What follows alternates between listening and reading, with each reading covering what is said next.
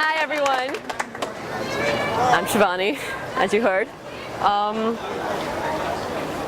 Should I just start? Okay. So I'm not sure if this is true for all of you, but I'm sure some of you remember back to high school and senior year when there's only one thing anyone wanted to ever ask you, and that was, where are you going to go to college? What are you going to do with your life? What are you going to study? Let's make sure it's not useless.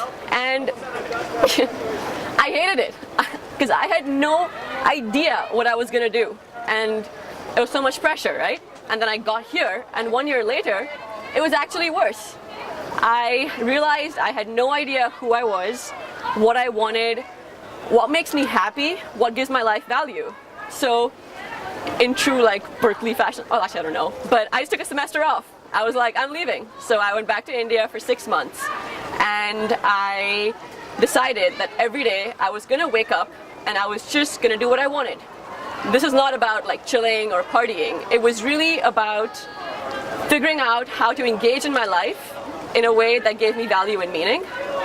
So I did a bunch of different stuff, which we can talk about later, but what I really learned was that it's so great to live life on my own terms. I had this feeling of freedom and agency, which I'd never felt before, and which was completely life-altering.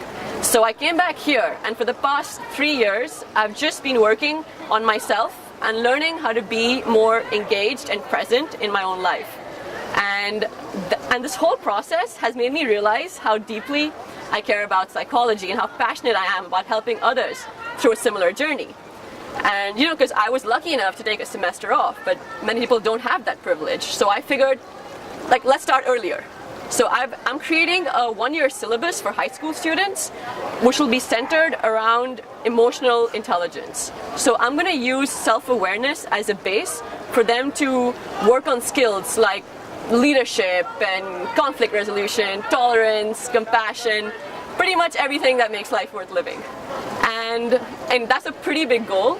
So what I'm really just trying to achieve is to get people thinking. It's to get people talking about questions that are eventually going to confront them in their lives. So this isn't going to be a class where I stand up here and I lecture and somebody else nods at me.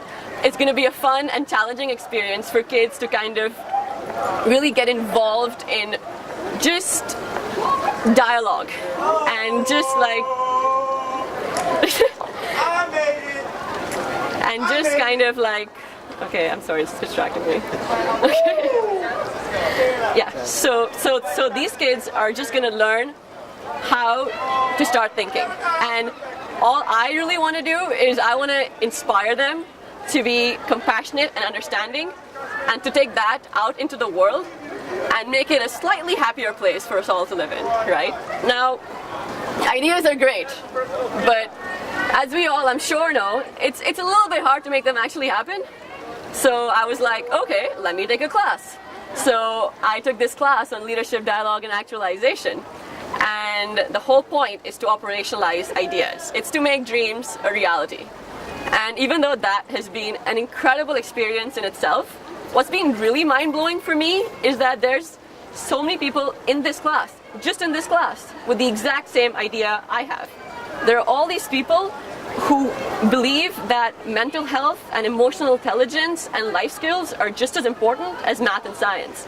So what it made me think was that if we can all get together and share our ideas, we can genuinely make this massive impact on the educational systems of the world. That is so inspiring to me, And but that also really brings me down to responsibility and, as I mentioned before, privilege. We have the ability and the privilege that we have all our needs taken care of to even allow us to work on our inner selves.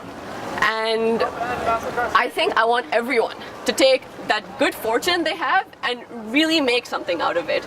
I'm not saying everybody has to do social service. What I'm trying to say is that we need to use our freedom and our resources to be the best possible people we can be, right? And what that comes down to is courage.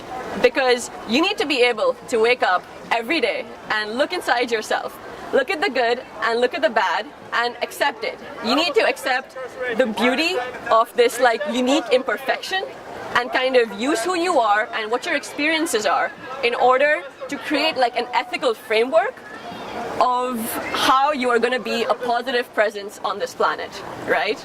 And that is why I've titled my project The Courage Project, because it is so scary. It is incredibly hard to take responsibility for yourself. It is incredibly hard to take the power back into your own hands and say that I have agency in what I am going to do and the impact I have on the people around me, and my role on this planet as a person who's going to leave it a better place than they found it, right? And my classmates and I have really been working on this the past 4 months. Like, we've all been trying so hard. So I kind of invite everyone else to take those steps forward with us into a much braver and happier world.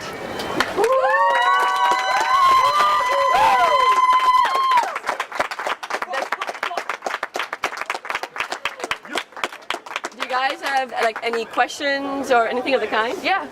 Everybody always talks about finding themselves. What does that mean exactly?